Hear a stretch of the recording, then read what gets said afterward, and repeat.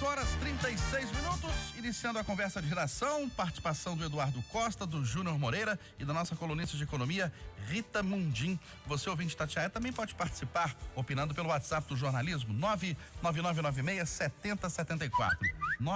99996-7074. Você manda pra gente a sua opinião em mensagem de texto. Não se esqueça de colocar o seu nome e a cidade ou bairro de onde você está falando. Bom, depois das igrejas, vereadores da capital querem tornar a academia como serviço essencial. Enquanto isso, Júnior Moreira, BH volta a proibir missas e cultos presenciais na pandemia. Bom dia mais uma vez. Bom dia para todo mundo. Eustáquio, é a questão de voltar a proibir a decisão do STF de ontem, né? Que eu já imaginava que isso ia acontecer, porque já tinha uma decisão anterior sobre o assunto, né?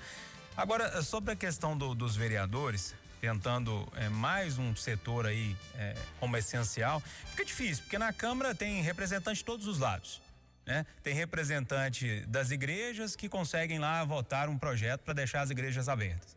Agora tem um vereador lá que é professor de educação física e quer tratar o exercício físico nesse momento como, enfim, as academias como serviço essencial. Tem outros representantes de outras áreas. Eu só acho que é um momento que a gente poderia focar, ou que os vereadores poderiam focar, em outras coisas mais pertinentes pro município. Por exemplo, como essa questão da medicação para intubação. Será que os vereadores não podem fazer alguma coisa? Né? Enfim, sabe, tem alguns assuntos que a Câmara Municipal, isso é de muitos anos, né? Perde muito tempo, porque esse tipo de projeto vai chegar na mão do prefeito, o prefeito vai esperar até o último momento para sancionar e não vai sancionar, e vai barrar e vai voltar para, sabe, tem todo um processo que na hora que isso tudo acabar, a cidade já está reaberta de novo, se Deus quiser, né, que ela reabra o mais rápido possível. Então, é perda de tempo, na minha opinião. Para você também Eduardo Costa. Bom dia. Bom dia, boa sexta para todo mundo. De tanto repetir que 3 palavras são fundamentais na nossa existência, as minhas filhas fizeram uma camisa para mim em um dos meus aniversários. Fé, foco e família. Essa gente precisa focar. É preciso lembrar para os senhores vereadores que tem todo o direito de discutir as coisas. É melhor até que discutam do que ficar inertes. Mas é preciso lembrar a eles da máxima da dona Miralda, que foi a minha mãezinha, que já está no andar de cima.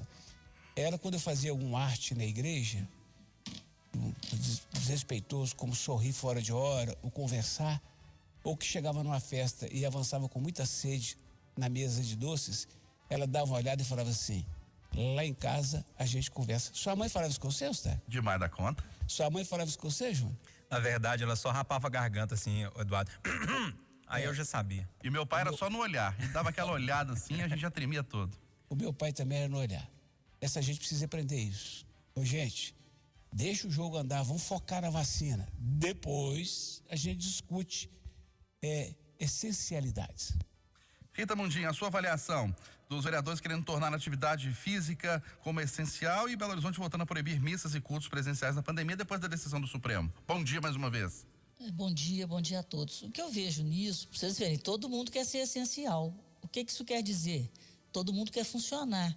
Então, isso é o desespero desse momento crítico, é o lado que aperta o problema do faturamento, da manutenção do negócio. Então, gente, a gente tem que ter muita calma nessa hora, porque se a sobrevivência econômico-financeira dos negócios também não fosse essencial, a gente não estaria nessa busca de lobbies para transformar tudo em essencial. Então a igreja quer abrir, a escola, a academia quer abrir. Então o que a gente tem que focar agora, como disse o Eduardo, é exatamente se pode abrir, se é um momento adequado, que parece que não é um momento adequado, mas já era para estar se discutindo, né, os protocolos, planejando uma reabertura não para agora, mas com protocolos sanitários, com calma para frente. Então é aquela falta de planejamento e aquela necessidade, né, de sobrevivência socioeconômica. É isso que a gente está vendo. Aí todo mundo quer ser essencial. É por aí. Luiz Flávio Sapori, sociólogo, também participa conosco da conversa de redação. E a sua opinião, Sapori, sobre essa questão da atividade física e a proibição de cultos em Belo Horizonte, cultos e missas. Bom dia. Daqui a pouquinho, Luiz Flávio Sapori fala conosco aqui na conversa de redação. Oi, Sapori. Tá me ouvindo? Tô, perfeitamente. Bom dia pra você. Bom dia. Eustáquio, Rita, Eduardo e ouvintes do Conversa de Redação. Eustáquio, essa postura da Câmara Municipal, ela é indefensável, ela está desprovida da realidade, né? Fora completamente da situação que a capital está enfrentando.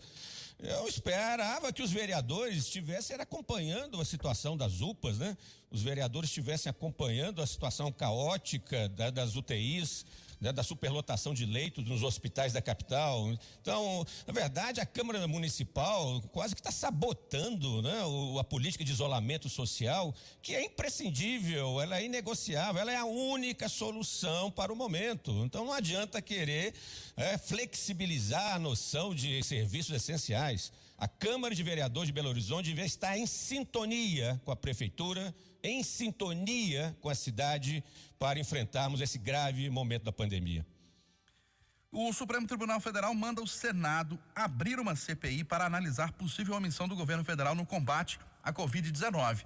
O presidente do Senado, Luiz Flávio Sapori, considerou equivocada a abertura dessa CPI. E para você? Pois está claro, Eustáquio, explícito, é inegável que o Supremo Tribunal Federal, pelo menos, né, na sua maioria, na composição dos seus ministros, está adotando uma postura política, né, de contraponto ao negacionismo, né, do governo Bolsonaro. Isso é inegável, não tem como ignorar o que está se passando. O Supremo está agindo politicamente, em boa medida, não apenas juridicamente. Apesar dos precedentes, apesar das jurisprudências firmadas nesse caso, né, e tem precedências para a imposição de uma CPI, né, dado algumas condições prévias que estão inclusive dados pelo número de senadores que assinaram o pleito, e apesar desses precedentes jurídicos, o Supremo está judicializando mais a política brasileira. Agora, não é desejável, como volto a dizer, não é o que se espera, né, de uma democracia. Porém, a conjuntura brasileira, ela é muito propícia a isso. A conjuntura brasileira acaba por justificar e tornar defensável essa proatividade do Supremo Tribunal Federal. Porque, na verdade, o presidente da República, e através do Ministério da Saúde, tem se mostrado omisso, tem se mostrado bastante incompetente no trato da pandemia no Brasil. E os efeitos sociais, os efeitos econômicos disso estão aí a olhos vistos. Então, a CPI certamente vai impactar politicamente o governo, né? Vai desgastar em alguma medida a diretriz do governo Bolsonaro. Por outro lado, a justificativa, ou pelo menos os argumentos do Rodrigo Pacheco, não me parecem convincentes de que a CPI vai prejudicar o enfrentamento da pandemia. Na verdade, não temos uma coordenação no enfrentamento da pandemia. O próprio comitê que foi criado pelo Rodrigo Pacheco para tentar enquadrar o presidente da República não está funcionando. Ele caiu no descrédito. Então, não acredito que essa CPI vá prejudicar, né, o enfrentamento da pandemia. Continuaremos dependendo da ação dos governadores, dos prefeitos, sem coordenação nacional, a despeito da boa vontade do novo ministro da Saúde. E o presidente da República viaja pelo Brasil, né, como um arauto, né, contra o isolamento social, fazendo pregação, né, do tratamento precoce. Na verdade, quem está complicando todo o processo, quem está dificultando um acordo nacional para o enfrentamento da pandemia é o próprio presidente Bolsonaro, né, nessa resistência, nessa insistência irracional, né, contra o isolamento e contra as medidas que a ciência defende. Então, apesar de não concordar e não gostar muito, né, dessa proatividade excessiva do Supremo, entendo que ela é justificável considerando o que nós estamos vivendo hoje no Brasil. Eduardo Costa, CPI ou não neste momento para analisar a possível omissão do governo federal na Covid-19? Olha, meu caro, como juiz, o ministro Barroso deveria saber que o Tribunal de Justiça Desportiva não para o jogo para julgar um jogador expulso. Eu vou falar com todas as letras e correndo todos os riscos. No momento mais grave da vida nacional, esses senhores ministros do Supremo têm se mostrado aparícios de uma maneira assustadora. Eles podem, às vezes, estar até certo na essência, mas a forma com que trabalham é um negócio indecente. Eles ficaram 2 dias perdendo tempo com essa história das igrejas. Deus do céu, como é difícil explicar. Todos nós sabemos que o governo federal, governos estaduais e municipais têm falhas no processo de vacinação. Vamos acertar essas contas depois, vou juntar força. E o senhor Barroso devia saber de como que a justiça dele está entulhada de processos, de como a justiça dele está parada na pandemia, de como os fóruns estão parados, não atendem ninguém, estão tudo no virtual, estão tudo no modo automático, e vai se meter na vida do legislativo, que precisa sim, que tem a obrigação de fiscalizar e abrir uma CPI na hora certa. Agora é fora de propósito. Agora é você parar a final da Copa do Mundo aos 39 do segundo tempo para julgar o jogador que foi expulso. Isso é uma falta de patriotismo, Eustáquio. E a sua opinião, Júnior Moreira, para determinação de abertura de CPI? Eustáquio, eu acho que eu não vou conseguir trazer nada novo do que o Sapori e do que o Eduardo disse. Eu acho que vou só sublinhar algumas coisas aqui, porque para analisar essa questão, para mim tem 2 pontos principais, né? Se a decisão do Supremo tem fundamento e se é o momento para uma CPI, né? No primeiro ponto, eu até fiz questão de ligar para um amigo advogado e ele me disse que sim. O parágrafo 3º, palavras desse amigo advogado, do artigo 58 da Constituição, explícito com 3 únicos requisitos para que se instale uma CPI. Haver ao menos 2/3 de assinaturas dos membros da casa, no caso Senado ou Câmara, existiam esses dados, essas assinaturas, haver fato determinado, ou seja, existe, e haver também definição do tempo da investigação. Então, está dado aí, ou estão dados todos os pontos que podem abrir uma comissão, né, de parlamentar de inquérito. Então, esse é o primeiro ponto. Tem uma outra questão que já vejo subir nas redes sociais, que o STF persegue mais uma vez o governo federal, persegue mais uma vez o presidente Bolsonaro. Não é verdade. Isso já aconteceu, há jurisprudência, por exemplo, na CPI dos bingos em 2005 e na CPI do apagão aéreo em 2007. Foi o STF que mandou organizar, porque o presidente das casas, naquela época, também estava sentado no pedido de impeachment com as devidas assinaturas e não colocava isso para frente. Agora, o outro ponto que a gente precisa analisar é o time, que é exatamente esse ponto que o Eduardo enfatizou, né? Um amigo de madrugada mandou uma mensagem para mim, que eu estava discutindo esse assunto com os ouvintes, o Cláudio Giovanni, uma audiência qualificada lá de Pains. Ele falou assim: Júnior, é hora de apagar um incêndio, não é hora de procurar quem colocou fogo. Vamos apagar um incêndio primeiro, depois a gente procura quem colocou fogo e responsabiliza essa pessoa. Eu acho que isso resume tudo. E para você, Rita, está no momento de abrir essa CPI?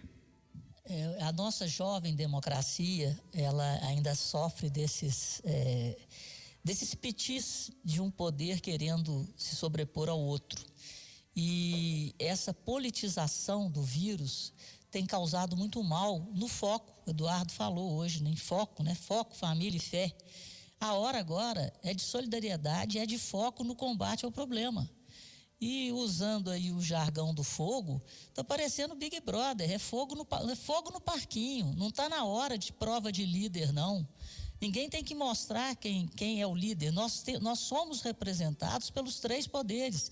E a hora é de união desses 3 poderes na tentativa de solucionar o mais grave problema sanitário e econômico que o Brasil está passando e o mundo inteiro. Mas com olho já em eleição, com olho em tudo, está havendo, mais uma vez, numa hora totalmente imprópria, a politização do vírus. Muito triste e é impressionante como que alguns representantes e aqueles também que estão lá para guardar a nossa Constituição, para defender a sociedade brasileira, eles se atêm a detalhes e não ao problema, a detalhes políticos e não ao problema que é o bem da sociedade brasileira. Bom, hospitais de Minas confirmam risco de desabastecimento de sedativos, Júnior Moreira, para tratar pacientes com coronavírus. Eustáquio, a gente trouxe até no Jornal da Itatiaia um giro, né, sobre as diversas regiões do estado, aqui de Belo Horizonte. Pelo que eu entendi, eu conversei com algumas pessoas da prefeitura, a situação pior não está nos hospitais que são monitorados pela prefeitura, né? Os hospitais municipais, nem na rede particular. O problema maior estaria nos hospitais filantrópicos, como o Hospital da Baleia e também a Santa Casa. Agora, pelo Estado, a situação é muito difícil, né? É bom relembrar, tá? Que é muito chato ficar falando, nós já falamos isso aqui, né? Mas esse caso aqui eu me lembro muito bem, porque eu me exaltei nesse momento e dizia o seguinte, não adianta falar depois que nós não alertamos, né, que a população, que a sociedade, que os jornalistas, que o governador Romeu Zema trouxe isso à tona mais uma vez, mas não vi ele falando numa possível solução. A AGU diz que o problema não é do Ministério da Saúde, o Ministério da Saúde não tem nada a ver com isso. Eu fico sem entender. Então, de quem que é o problema, né? Tá faltando medicamento, né? Isso já foi alertado há muito tempo. O STF deu a coordenação de tudo da pandemia ao governo federal. Então, deixou com o governo federal essa questão dos medicamentos para coordenar. Tá faltando aonde? Do oxigênio, e a gente viu o caos que aconteceu lá em Manaus. Deixou a vacina na mão do governo federal, porque é do governo federal, e a gente viu, né, que a vacina não chega, e cada 10 vacinas aplicadas no Brasil, 8 são Coronavac, que foi o Dória, que foi lá na China buscar e conseguiu. Enfim, então assim, algo precisa ser feito. Se isso não for dar conta do governo federal, de quem vai ser, né? A coordenação geral disso tudo, gente, ficou nas mãos do governo federal. Ou seja, distribui dinheiro, distribuiu, né? A gente sabe que distribuiu. Alguns governadores, alguns prefeitos podem ter gastado de forma errada, vamos investigar, né? Agora, a coordenação de vacinação, a coordenação para conseguir esse tipo de remédio tem que ser do Ministério da Saúde. Se os estados, se os municípios não estão conseguindo comprar, isso foi alertado lá atrás, de quem que é então? O que o governo federal vai fazer? O que o Ministério da Saúde está lá para fazer então? Eu fico com essa pergunta e não consigo resposta. Eduardo Costa. Eustáquio, eu estou me organizando para logo mais fazer um reconhecimento ao governo Zema, porque nesse 9 de abril, hoje, o Zema está concluindo o pagamento do 13º do ano passado e terá pago 3 13º em 2 anos de governo. O Zema pagou mais de 300 milhões de consignados, está transferindo, já transferiu perto de 3 bilhões para os municípios, dinheiro que o Pimentel deixou de passar indevida e ilegalmente. O Zema pagou fornecedores, porque senão não teria nem esparadrapo para a saúde que o Pimentel ficou devendo. O Zema está pagando incêndios da tragédia petista em Minas Gerais. Mas quando o governador chamou a coletiva para dizer que amanhã ou depois alguém pode morrer sem insumos, o governador, o senhor está parecendo o Rolando Lero da escolinha do professor Raimundo, que perguntava para ele, quem matou o John Kennedy? Ele enrolava e falava assim, mas me conta, mestre, quem matou? Isso é um problema seu, não é meu, não. O senhor tinha que ter cuidado disso antes, como disse Júnior, planejado. É problema seu, do Bolsonaro, do Calil, da Marília, de todo mundo que mexe com o serviço público. Não falta oxigênio e acho que não vai faltar insumo no Mater Dei, no Biocor, que acaba de ser vendido para a Rede Dó, no Felício Roxo. Ué, é sempre assim nos hospitais filantrópicos. Olha, para eu não ficar muito exaltado, eu hoje estou muito triste, morreu um colega de faculdade, Covid, morreu a sobrinha de uma grande amiga, uma mulher jovem de 30 anos, linda, que teve neném e Covid matou. De ontem para hoje, o Léo, que é o câmera que trabalha comigo na Record, fez traqueostomia. O Eduardo, que era câmera, trabalhava comigo na Record, morreu de Covid. É um dia horroroso. Eu não vou me permitir ficar triste, não. Eu vou dizer que a prefeitura me pediu para dar esse recado aqui, nessa confusão da vacina. Atenção, todo mundo que já tomou a primeira dose, não fique apavorado. Já tem vacina reservada para a segunda dose. Esse é um recado importante. Tem muita gente que tomou a primeira dose, acabou a vacina. Para quem tomou a primeira, não. E outra coisa, Eustáquio, os índices estão baixando. Deus é Pai. Luiz Flávio Sapori, esse risco de desabastecimento sedativos para tratar pacientes com coronavírus? Pois é, só faltava essa agora, né? Falta leitos, estão faltando muitas vezes outros insumos. Esse problema não é só de Minas Gerais, é um problema nacional. Vários governadores, vários prefeitos têm chamado a atenção para isso já há pelo menos 40 dias, 50 dias. Está claro que a solução para o problema, segundo alguns estudiosos, segundo os especialistas, segundo alguns gestores públicos, o próprio Conselho Nacional de Secretários de Saúde, a solução é importação desses insumos, desses sedativos. E quem deve fazer essa importação em larga escala é o Ministério da Saúde, como bem disse o Júnior Moreira. É mais um exemplo da falta de coordenação nacional, Eustáquio. Não adianta a gente querer ignorar o problema, né? Não adianta a gente querer empurrar a sujeira para debaixo do tapete. Essas graves situações que estamos enfrentando em Minas Gerais, né? Nos hospitais particulares também enfrentando esse problema, faltou planejamento estratégico, faltou se antecipar ao diagnóstico de problemas. E quem deveria estar fazendo isso era o ministro da Saúde, o Pazuello, né? Não dá para culpar o atual, né? Mas o Pazuello foi um desastre completo. E enquanto isso, o presidente do país viaja pelos estados, pelas capitais, colocando fogo no parquinho. Quem está colocando fogo no parquinho, quem está efetivamente conspirando contra uma articulação nacional entre os poderes é o presidente da República, Jair Bolsonaro. Desculpe eu insistir muito nisso, mas é a verdade, é o fato. E aí, quando um problema como esse se apresenta, a gente é obrigado a ouvir o presidente falar em cloroquina. Por que até agora ele não se reuniu com o ministro da Saúde e outros ministérios para resolver o problema desses insumos, Eustáquio? Ele devia estar empenhado como presidente da República, ele pessoalmente, na solução desse problema. Mas ele não, ao contrário, ele ignora. Ele viaja pelo país como um arauto, né, do tratamento precoce. Não tem como a gente ignorar o problema. É lamentável que a gente tenha que enfrentar situações graves como essa. Eu não queria estar no lugar das pessoas que estão enfrentando o problema, dos familiares, né? Como disse Eduardo, a morte pela Covid chegou perto da gente, está nos âmbitos familiares, no círculo de amigos. O momento é muito grave, Eustáquio. Ô Rita Mundim, e aí, falta de sedativos para tratar pacientes com coronavírus? O quadro, o momento é crítico, é caótico. Agora, eu acho que ninguém, no mundo inteiro, ninguém poderia imaginar a velocidade e a intensidade dessa nova onda, que em alguns países eles já estão na terceira onda. Aí não estão falando só de Brasil, não. Nós estamos falando do Canadá, pode estar vivendo a terceira onda. Na semana passada, os Estados Unidos, eles estavam vendo que estava aumentando o número de pessoas infectadas.